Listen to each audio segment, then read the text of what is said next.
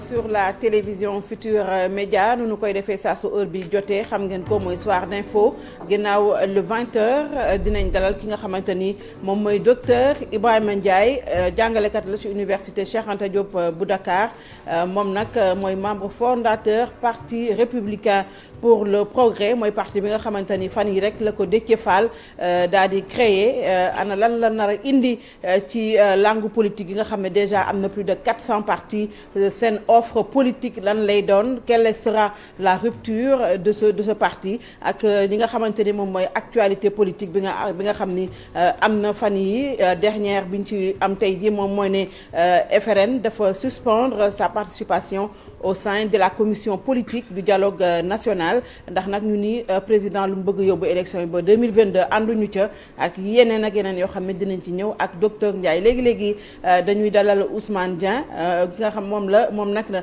ancien vice-président vice champion du monde vice-champion du monde. vice-champion du monde et champion d'Afrique de Scrabble. de Scrabble maa ngi lay nuyu. maa ngi lay fay Binta di nuyu Barthélémy di kontaan bu baax ci invitation bi.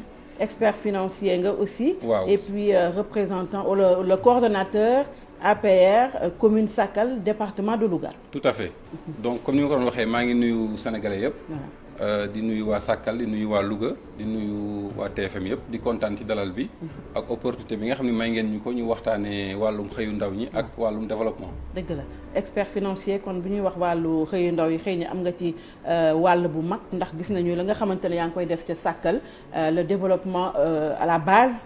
investissement communautaire yi nga xamante ni vraiment gis naa ko ci internet bi nga nekk ci financement ndaw ñi nekk ci financer jeunes yi yow da nga jàpp très tôt que le chômage pour nga mun ko résorber ça passe par le développement communautaire.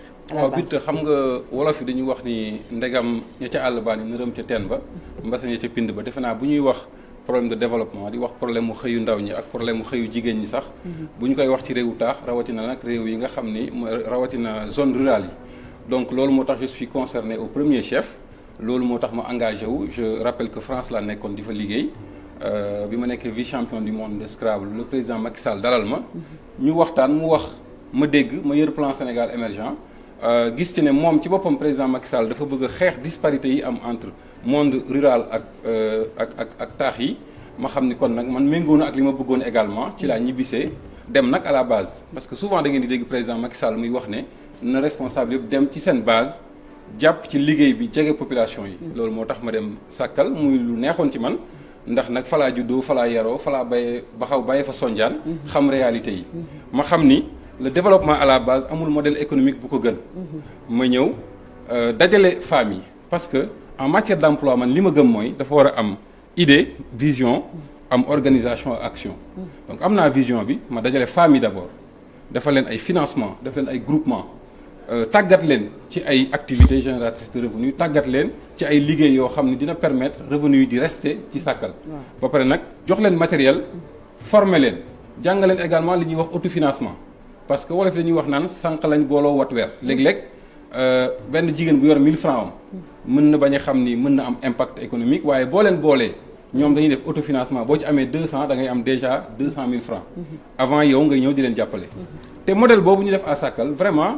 dafa am réussite bu époustouflante donte amuñu émergence waaye boo ñëwee ci dëkk tey nga yëkkati 100 000 francs wala 200 000 ak matériel jox leen boo fa ñëwaatee 6 mois après wala 1 an da ngay fekk ñu créer de la valeur xëy na egguñ ci émergence waaye nag am nañu progrès bu mag a mag a mag foofu ci commune de Sakal. léegi mën nañu xam la xaalis bi nga xam ne joxe nga ko foofu ci Sakal fan la jóge waaw bi may commencé pour delloo rendre à César ce qui appartient à César parce que nag man lu ma am wala lu ma xam Sakal moo ma ko def Sakal su ma ko waxee nag commune la bu yaatu boo xam ni 133 villages la ak 5 hameaux fa laa jànge ñu tàggat ma ba ma dem France ba mën a liggéey dans les grandes entreprises kon day yell également ma jël ci li ma yàlla di suturaale ak as néew ma koy def ci famille loolu nag parce que politique en réalité man ni ma ko jàppe mooy toutes les actions positives yu doomu aadama bi mën a def pour impacter sa communauté jàpp naa ne loolu mooy politique loolu moo tax ñu wax ni politique jaamu yàlla la donc autofinancement laa doon def ak képp ku ma ci mën a fekk rek ma jël gis nga ci ay résultats waaw résultats yi moom laa doon wax léegi parce que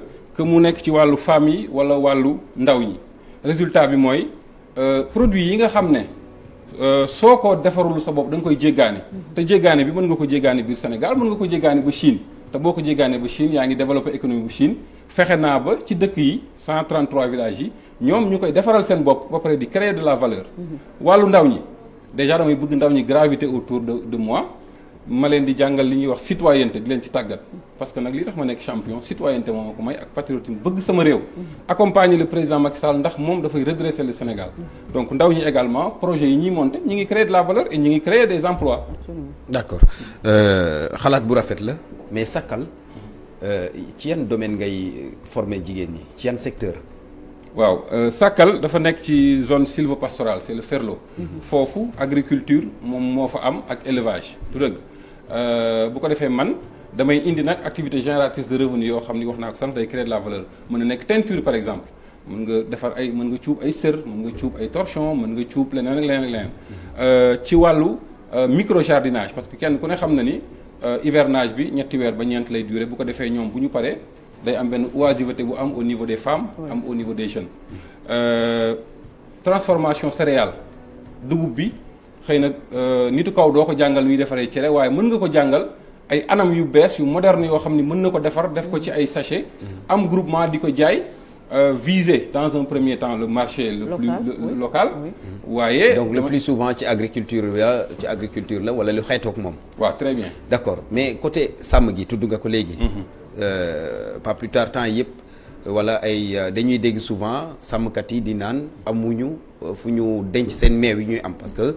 Sakal wax nga ko zone d'élevage la dañuy am meew yu bari mais duñ conservation bi day doon problème ba finalement sax meew boobu day mujj yàqu waaw yooyu yëpp c'est des réalités yi nga xam ne kenn ku nekk rek da ngay xool fi sa doole toll yooyu ay piste la ay niche d'emploi la yoo xam ni ci wàllu élevage jamono bi ñu toll kenn ku nekk nag solution bi nga gis war nga génn wax ko bokk na ci solution yi ñuy préconiser ñun lu mel ni insémination artificielle nga xam ni production de viande zone yu mel ni Sakal ak li ko wër dinañu mën a jàpp ci production boobu yooyu nag xëy na ñun suñu doole àggu fa mooy seconde phase ñun li ñuy xalaat waaye loolu nag état moo ci war a gën a jàpp mais petite industrie au moins pour ñu mën a valoriser seen meew mi balaa ñu koy tuur muy tout à fait jàpp naa ni Sénégal bu ñu ko bëggee xam nga am na xëy na am nga ay partenaires yoo xam ne mën nañu jàppale waa Sakal ñu mën a jëriñu ci seen meew mi maa ngi ci wut partenaires yooyu waaye nag àggaguma ci def loolu ñu wax waaye mi ngi sama xel te jàpp naa ni bu ñu jëloon zone bu ne ci Sénégal la fa ëpp doole ñu fexe ba teg ay industrie donte ay industrie légère lay doon jàpp naa ni dina avancer loo mbir mi. alors président gis nga ko fan yële coow bu mu amee xale yi génn nañu envoyé ko un message mu ne dégg na leen ci wàllu xëyu ndaw ñi il a même annoncé 350 milliards sur 3 ans 150 milliards année bi incha allah est-ce que jàpp nga ne di génne des milliards rek mun na résorber le chômage des jeunes et vraiment dimbale xale yi ñu am liggéey. dina bokk ci li koy résorber waaye du doy. formation en amont dafa am solo rawatina formation professionnelle waaye nag bëgg naa ngeen may foofu ma wax ne vraiment le président Macky Sall un bon visionnaire gàcce ngalaama ci wàllu formation professionnelle parce que président Macky Sall bi ñu ko falee en 2012 dafa wax ne dafay réduire wala boog mu dindi disparité yi am entre formation bi ñuy joxe ci l'école yi ak marché de l'emploi li mu soxla loolu moo tax bokk na ci action yi mu njëkk a jël loi d'orientation bi nga xam ne moo war a tënk formation professionnelle mu demandé ñu tëggaat ko ba tax na lettre de politique sectorielle formation professionnelle ñu defaraat ko wax naka la ñu war a former jeune bi ban jeune la ñuy former ak ban genre formation moo am ensuite mu teg ay structures yu mel ni 3FPT li am solo jàpp naa ni mooy jeunes yi xam ni grâce au président Macky Sall tey Sénégal am na structure bu tudd 3FPT boo xam ni weer wu dee wala dina am ay bons de formation am na formation yu gudd waaye am na yu gàtt yoo xam ni ci juróom-benni weer nit ki dañ koy tàggat mu am métier président yemul foofu pour renforcer ko projet bu mel ni projet école entreprise nga xam dañuy jël par exemple un jeune boole ko ak lu mel ni Sénélec muy jàng waaye ñu koy boole ak ay agents Sénélec pendant 3 ans ñu koy jox ay indemnités donc dafa am pratique et théorie. ah théorie et pratique. théorie et pratique parce que dañu nekk ci jamono boo xam ni boo bëggee am liggéey da ngay am métier te marché du travail sénégalais nag dañu remarqué ni ñu ci bari ñuy ñëw di laaj liggéey amuñu qualification nga may ma tuuti rek ma eggale foofu président yemul foofu bi ñu xamee ni suñu réew yi pétrole ak gaz feeñ na fi président en visionnaire encore dafa anticiper inauguré INPG je sais waaye bu ñuy wax ci emploi ndaw ñi dafa baax ñu wax li fi ne parce que kilifa booy ànd ak moom da ngay ànd ak moom ci li mu fi def soog a ànd ak moom ci li mu fi war a def donc formation professionnelle jàpp naa ni président daf ko yóbbu ci beneen niveau maintenant 350 milliards bu ñu ko séddalee de manière démocratique ba mu àgg ba ci gox-goxaat yi ba li président di wax territorialisation des politiques d'emploi et d'insertion jàpp naa ni dina mën a jur njariñ am na yeneen i fànn yoo xam ni mën naa ci ñëwaat après ci wàllu 350 milliards yi. mais est-ce que au lieu de débloquer 350 milliards est-ce que jekkul woon gënul woon gaaw pour absorber un nombre important d'emplois est-ce que gënul woon gaaw mu xoolaat un peu l'environnement des affaires parce que loolu bu tegee ci yoon rek c'est forcément danañ absorber ay nit. Bien sûr foofu laa doon jëm je pense que xaalis financement tey man gëmuma financement individuel. li ma gëm mooy nga fekk ku xam métier d'abord ku mën métier. nga jàppale ko tàggat ko financer ko ba moom mu mën a jël ñeneen li ñuy wax PMI yi. lu jar a bàyyi xel lañu parce que économie yu mag yi yëpp dañ ko bàyyi xel. rawatina Sénégal bi nga xam ne nag tissu industriel bi mi ngi fi. D'ailleurs maa ngi saluer le ministre maire Moustapha Diop ministre de l'industrie bi nga xam mi ngi ciy jéem waaye. Moustapha Diop da jéemul dara ndax gis nañu résultat. déet soxna si Moustapha Diop moom mi ngi jéem mi ngi bu ko defee tissu industriel bi mi ngi fi waaye nag tissu wu pays sous-développé la. donc bu ko defee niche bi mooy lan mooy nga fexe ba ki man nga jàngal ko nga jox ko jàngal ko ba mu mën a jël ñeneen. ki nga xam ne amul benn métier nga jàng ko waaye. kon d'accord ci ñuy génne ay milliards rek di jox Barthélemy 100 millions wala ki 50 millions ki 20 millions individuellement loolu yàq xaalis la parce que bu ñu ko commencé ba léegi amul évaluation amul résultat. waaw jàpp ma ni sax noonu lañ ko doon defee jàpp naa ni am na yeneen i anam yu ñu ko doon defee waaye daal li ma ci bëgg a wax rek mooy man gëmuma financement individuel. organiser les gens en GIE gëm naa ko. ma ñëw ci sa question mooy. le secteur privé. surtout renforcer le secteur privé. Très bien renforcer le secteur privé parce que l'État encore une fois vocation première u État du joxe liggéey. waaye nag État moo war a teg conditions yi nga xam ne nit ñi danañ mën a créer liggéey. donc le secteur privé dañ ko war a dooleel. parce que le secteur privé nag moo war a absorber vraiment masse bi ëpp ci ñi nga xam ne ñooy wut liggéey. donc ni ñu leen war a yombalale mooy lan en termes de fiscalité. en termes d'accompagnement bu ko defee ñoom ñu mën a absorber ndaw ñi donc aussi loolu partagé naa ko bu baax ak yow. mais gis nañ ne aussi que yaa ngi wax ñu formaliser employabilité formation adéquation avec le marché de l'emploi mais que le secteur informel aussi dafay créer emploi 70% on a dit yow tey jii boo fixé wul woon sa ndaw yi ak jigéen yi c'est certainement ñu ngi woon Dakar di jéem a wut liggéey yi fixé nga leen fa parce que am na loo leen fa defal mais est-ce que aussi jotul aussi ñu gën a jox dëgg formaliser le secteur le informel qui est créateur d'emploi. damay njëkk a ñëw ci li nga wax parce que man politique boobu laa gëm mooy le développement à la base et il y a pas un meilleur modèle économique que le développement à la base parce que nag nit ñi bu ñu sañoon rester fa ñu dëkk. jeune boo jël tey mu jóge Sàkkal nekk Dakar di fi nabi boo ko mettre les conditions yi war ca Sàkkal du fa jóge donc man loolu laa appliqué bi ci des mooy il n'y a pas 36 000 solutions mbay mi mooy solution mbay mi pourquoi mooy solution et c'est là où le monde rural ak càmm gi waaw bu ma waxee agriculture mbay ak càmm effectivement pourquoi le monde rural tey mooy niche d'emploi bi gën a rëy mooy ñooñu dañoo xam mbay tàmm ko am ci xam-xam ba pare rusuñu koo def kon ñooñu defe naa ni bu ñu leen jàppalee moderniser leen ko nag parce que su ma nee bay nag mbay moo xam da ngay bay rek pour dund quelques jours wala quelques mois defe naa du mbay moom moo am solo mbay mi am solo mooy mbay mi nga xam da ngay bay di créer ay emploi moom rentabilité bi ci des mooy secteur informel bi effectivement je pense que loolu moo particularisé suñu économie mel ni yu Sénégal donc am na travail bu ñu fa war a def identifier déjà les métiers identifier métiers yi am benn dispositif boo xam dañuy identifier les métiers qui existent xam lan mooy prérequis wu métier yooyu lan mooy compétence yi nga xam ne dispositif boobu bu ñu bëggee jàppale benn métier dañuy dem directement xool métier bi lan mooy yelleefam ak lan la soxla ñu yokkal ko ci. d'accord léegi yéen am ngeen ay xalaat yu rafet vous êtes des porteurs d'idées des porteurs mais yéen seen idées yi. xanaa du ngeen ko wax Macky Sall. waaw kenn ku nekk fa nga war a waxee ak président yaa ngi koy def. te yow say propositions yi ngay def nii par exemple li nga étalé nii comme idée c'est vrai bu ñu jaaree foofu peut-être mën nañ am porte de sortie. est-ce que moom da nga koy faral di wax yu mel nii. waaw tribune bu mel nii tey maa ngi espérer que nii dina nekk tribune boo xam ni dina yóbbu samay idée ba ci kilifa gi. li am solo rek mooy le président Macky Sall moom li mu mën a def mooy impulser les politiques publiques. teg les structures teg les financements yi war. le reste suivi au quotidien bi mënul nekk moom parce que bu ko defee rek nekk surhomme ñun ñoo war a dox politique yooyu képp ko nga xam ne dénk nañ la ndomba tànk ba ca gën a ndaw nga fexe ba yow à travers yow ñu gis le Sénégal émergent. mais loolu amul. waaw.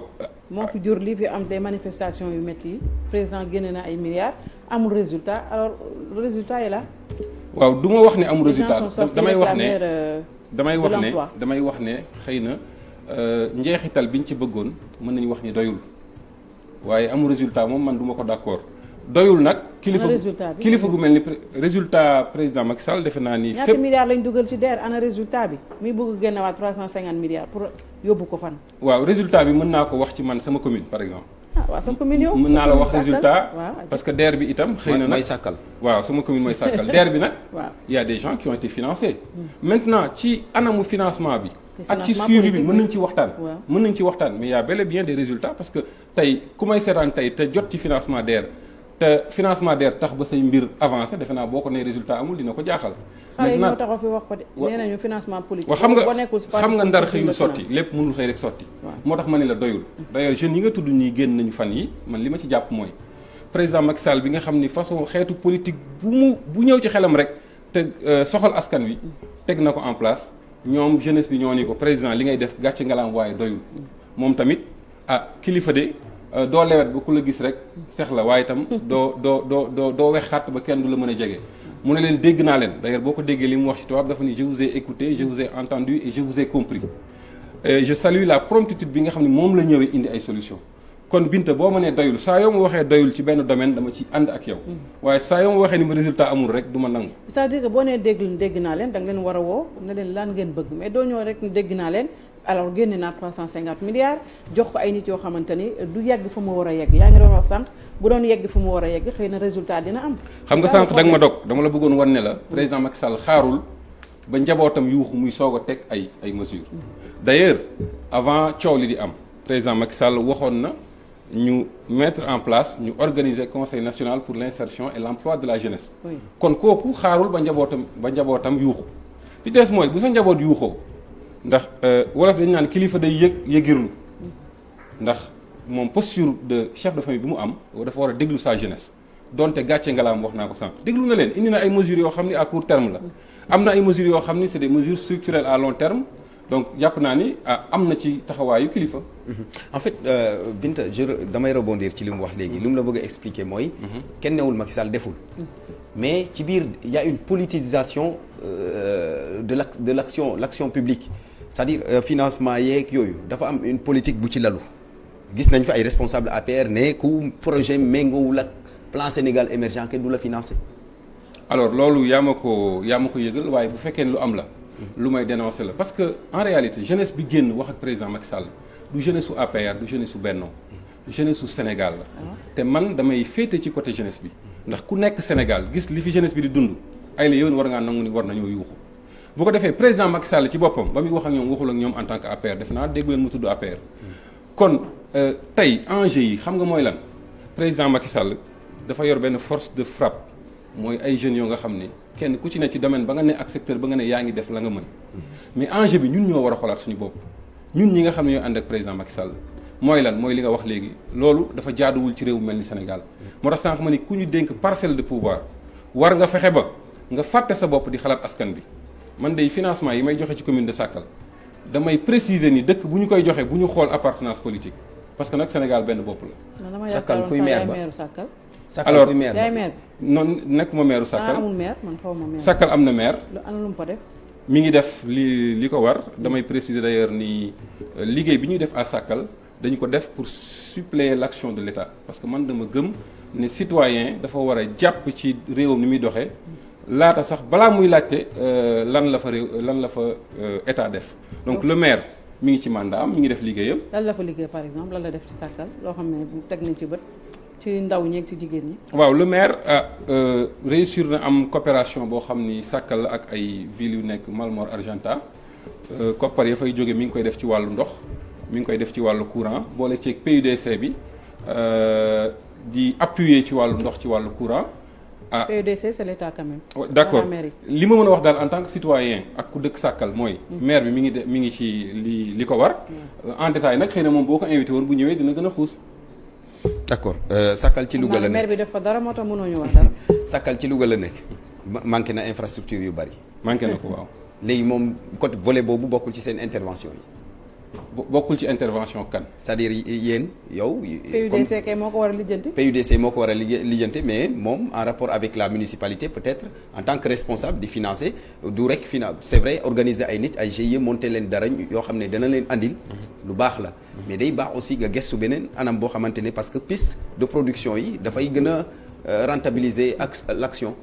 waaw loolu président Macky Sall bi ngi ci à travers le PUDC d'ailleurs commune de Sakal mi ngi koy ressentir à travers des pistes am na ay tali effectivement maintenant bul fàtte ni man damay intervenir n'est-ce pas en tant que individuel en tant que koo xam ne dafa bëgg a delloo terroiram li mu ko joxoon man sama objectif mooy fixer les gens ci terroir bi humblement participer ci en tout cas du man rek sama objectif mooy fexe ba ndaw yi dëkk commune de Sakal ak yi nekk Louga xam lan mooy seen taxawaay ak enjeux yi am li ma la mën a wax daal mooy man en tant que ndaw ak ñu mel ni man ñoo xam ne du ngeen leen gis tous les jours ñi ngi ci li nga xam ne moo nekk en phase ak vision président Macky Sall ba président ne dem leen seen i gox man ak ñu mel ni man dem nañu maintenant nag l'enjeu mooy ressources yooyu force de frappe président Macky Sall yooyu ñu bañ leen a laisser en rade ba ñu mën a jàpp ci mission bi nga xam ne moom la président am mooy Sénégal fii ci mooy un Sénégal émergent. mais tey jii yow delloo nga Sakal lam la joxoon ndax nee nga fàttewoo ko. la nga warloog moom yaa nga ca boobu ba léegi bi la président ne ñëwal. président nee na la ñëwal moom lu mu la jox. non foofu moom dama lay wax léegi Binta ni bi may ñëw damay jàppale président Macky Sall ci Sénégal développé liggéeyuma pour président Macky Sall développé mais pour Sénégal développé vision bi mu tënkoon maa ngi ci maa ngi jëriñ sama waa gox. joxuloo benn poste de responsabilité. yorewu ma poste de responsabilité ci réew mi xam naa su amoon ci présentation bi dinañ ko wax. waaye terewul tey laa gën a taxaw pour jàppale président Macky Sall. ci vision apparemment wax na la ñëwal mais boobu ba léegi yow sax amoo accès ci président. te li ngay liggéey pour loolu yaa ko wax man waxuma ko. yaa wax léegi tribune yu mel nii kat xëy na mu dina ma dégg. da nga ma wax ci idée da nga ma wax ci idée yow mu jëlee la bitim réew. waaw ne la kaay jàppale ma nga indi sa alal di ko dugal fenn. quand même war na la jàppale yow tamit quelque part. wala xanaa amoo ambition yow tamit. ambition doomu aadama bu amul ambition moom léegi lan mooy sa ambition yow. sama ambition servir sama réew. poste de responsabilité. bu maire Louga sax bu tax yaa ngi am nekk na sa xel xanaa. maire Louga. nga briguer la mairie de Louga. non mairie de Louga nekkul sama xel. parce que lan moo nekk sa non xel je suis déjà j'ai un projet pour Sakal je ne mélange pas les pinceaux. maa ngi ci benn projet. non xam nga peut-être yow xamuloo politique ni muy doxee. mais man maa ngi Sakal municipalité wu Sakal. moom laa am projet pour moom du ma jaxasoo dem aussi. am nga projet pour nekk le maire de Sakal quand même. évidemment jàpp naa ne kenn ku nekk fa nga dëkk. kon candidat nga ci local yi. candidat laa ci local yi annoncé naa ko bu yàgg waaye nag li ci ëpp solo mooy wax ni am naa un projet pour Sakal te loolu maa ngi ci. est-ce que da nga bëgg a servir da nga bëgg a utiliser femmes yi nga monter pour escalier yegg ca mairie. ah bah oui. waaw xam nga politique dama wax ni politique jaamu yàlla la. politique jaamu yàlla la je préfère politique buy servir communauté am. bu amee finalité politique. non mais boobu ba léegi yaa ngi servir sa communauté sans pour autant nga nekk maire. non yàlla dafa dogal munoo woon rester ci dynamique boobu yàlla dafa dogal ma nekk un responsable politique. li politique laaj dama koy def. politique li mu laaj pour ambition bu ma ci am ma réaliser ko maa ngi ci. waaye terewul ma jàpp ne man politique jaamu yàlla la social bi daf ci war a nekk à part entière. maire ba fa nekk wala fi ne dañuy wax ni. dara joo nekk di ca daroo di ca dar-dari te xaaruloo ca dara jooja du dara. donc su ma la waxee ni la aw ma benn ambition. et que acte politique bu ma posé wala bëgguma ci dara dama lay wax lu ma neex. waaye nag li may def. un engagement communautaire n'est-ce pas doit être désintéressé d'abord man loolu laa gëm. d'accord maire ba fa nekk waa APR la. il est du parti socialiste. ak yéen la bokk rek. il est de Benno. na nga xeeb la muy def kon. déedéet waxuma ko yaa ko wax. léegi nee nañu limal la ñu lu ñu liggéey. waxoon non xam nga man xam nga état man daal li ma mën a wax mooy. actualité du moment emploi des jeunes la. maire Sakal bu ngeen amee occasion bu ngeen ko invité. maire Louga nag lu mu liggéey Louga. ah non man loolu moom du boo ko invité département Louga nga nekk. le ministre maire Moustapha Diop boo demee laaj waa Louga defe naa dinañ la wax ay réalisation dëkkoo Louga. pardon. du Louga nga dëkk. Louga laa dëkk. waaw lu mu fa def mais dama bëgg ñu wax ci emploi des jeunes. wax ci emploi des solution yi jeunes parce que Louga lan nag la fa maire ba jéem parce que nag ci- suñu ci- temps ci- li ci des bëriwul te bëgg naa nag ébaucher ay pistes de solution. Ouais. parce que nag jamono bi ñu toll képp kuy sénégalais lépp loo xalaat ni war na ñoŋal. yooyu daal dundu ñooñu jeunes mënoo yi leen défendre parce que defuñu fa dara daal. non ñëwuma pour défendre Nañu wax leen yow, non, très c'est-à-dire, bien nañu macha wax allah yow, c'est- donc jàpp naa ni daal président Macky Sall wàccoon na ak askan bi. Ah ñun bon? ñoo ci des. waaw coow la askan bi Non. askan bi gis nga message bi ñu ñun ko ñoo ci envoyé des de. Bint nañu wax ci emploi des jeunes. ayca wax ñu léegi c'est quoi solution yi léegi. En fait par rapport à l'emploi des jeunes. Il y a beaucoup de structures yu ñu créé woon. yu Macky Sall créé woon. mu jantel bi mu annulé yenn yi ne dafay dajale. mais boobu ba léegi amul évaluation ci xaalis bi ñuy dugal. est-ce que loolu du problème boo xamante ne aussi mooy tax yi muy teg yëpp comme politique d'emploi dina sax. moom koy wax nañ ko jàpp naa ni balaa ñuy utiliser 350 milliards yi effectivement war na am évaluation xaalis bi fi jot a jàll fan la dugg. ci agence yu bari te kan moo ko jot. naka la ko jotee ci ban anam. jàpp naa ni loolu c'est loolu idée bu pertinente la mais jàpp naa ni au-delà de cela wax naa ko sànq territorialisation n'est-ce pas des politiques publiques yi président Macky Sall wax en conseil des ministres jàpp naa ni solution bi jiitu loolu la mooy lan gox-goxaat yi agences yi ak structures yi ngay wax il faut ñu dem vers les jeunes mais dans les localités les plus éloignées ñu fexe ba parce que souvent bu ñuy légiférer en termes de politique d'emploi dañuy wax département dafa war a dem ba niveau arrondissement structures yi visible jeune bi mën a dem ba ci ñoom mën a xam parce que dañuy wax souvent les jeunes doivent aller vers l'emploi non vers l'information man jàpp naa ne ñun bu ñuy campagne fu jeune nekk dañ ko fay fekk kon bu ñuy joxe ay solutions pour l'emploi aussi war nañu fekk jeunes yi dans les coins les plus reculés du Sénégal. léegi solution yi lan nga jàpp. solution yi bari na wax naa territorialisation moo ci njëkk wax naa ni mbay mi moom ñun waa kaw gi pare nañu pour absorber li ci ëpp ndax mbay xam nañu ko te rusuñu ko def n'est-ce pas. mbay xam nga mbay mi ñaar a ko seq. suuf si ak ndox. tey jii nag gox yu bari seen forage doxul. te ci forage la ñu yaakaaree pour am ndox xam nga loolu déjà problème la. suuf si gaa disponible la kenn waxatu ko. mais problème bi dans le monde rural c'est l'eau. tout à fait parce que man mi di wax yow damay bay noor damay bay nawet donc soo ma waxee ni ma c'est l'eau effectivement c'est un problème mais yooyu nag PUDC bi mi ngi ci. loolu laa la mën a wax ma continuer ci samay solution jàpp naa ni. un jeune sénégalais bu ne état donte vocation du créer emploi mais jàpp naa ni am na exemple boo xam ni am na ci yeneen pays yu mel ni Inde. mooy un contrat d'insertion sociale. tey suñu localité yu éloignées yi mën nañu fexe ba ndaw bu fa dëkk. au moins état ameel la benn liggéey bu njëkk. absolument.